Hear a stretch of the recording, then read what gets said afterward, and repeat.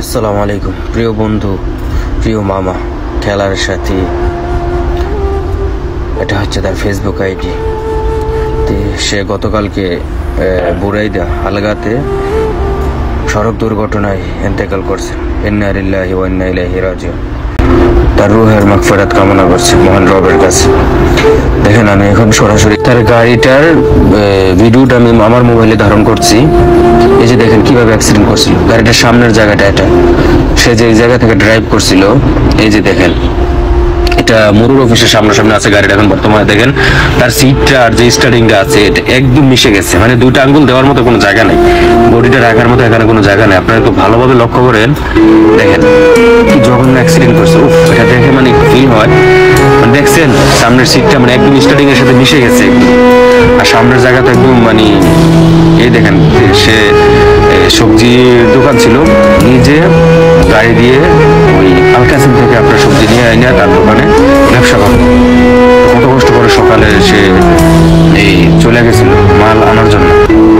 তো গাড়ির যে মালগুলো ছিল তার কপিলা এসে নিয়ে গেছে। এই যে দেখেন তার গাড়িটা তো কিন্তু অনেক বড়, চেবুলের গাড়ি। এই যে দেখেন আমি দেখানোর চেষ্টা করতেছি, এই দেখেন এটা বাম সাইড।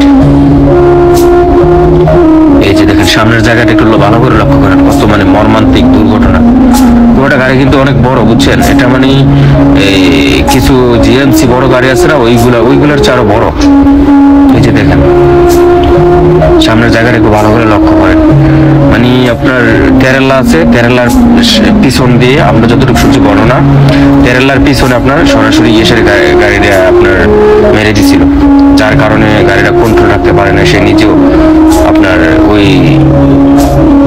ওই জায়গাতেই মানে ঘটনাস্থলে তার শেষ নিঃশ্বাস ত্যাগ করে।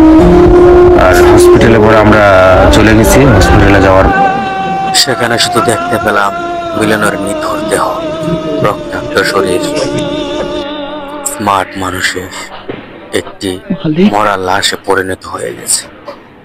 কি ব্যাপার, যে নাকি গতকালকেও জিন্দা ছিল, যে নাকি গতকালকেও আমাদেরকে বলেছিল যে আগামীকালকে মালের জন্য যাবে, সে আজকে মরা লাশ হয়ে নিথর ভাবে হসপিটালের যে মর্গের রুম আছে সেই মর্গের রুমে শুয়ে আছে।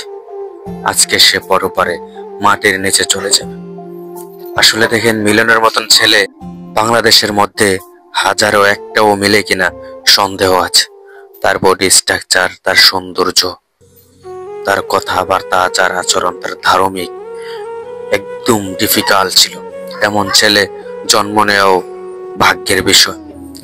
সে এক বাবার একই ছেলে ছিল, তার মা ছিল বাড়িতে, তার বাবাও দুনিয়াতে বেঁচে নেই। শুধু এক মায়ের একই ছেলে ছিল, তার বাবাও দুনিয়াতে নেই। সে দীর্ঘ 8টি বছর প্রবাসে থাকা সত্ত্বেও সে তার শরীরটাকে নিয়ে জিন্দা তার মায়ের কাছে ফিরে যেতে পারেনি। সে চলে যেতে হয়েছে পরপারে, যেখান থেকে আর ফিরে আসে না কেউ। সবাই তার জন্য দোয়া করবেন, আল্লাহ যেন তাকে জান্নাতুল ফেরদাউস নসিব করেন এবং তার মাইকে যেন আল্লাহ তাআলা ধৈর্য ধারণ করার তৌফিক দান করেন। আমিন।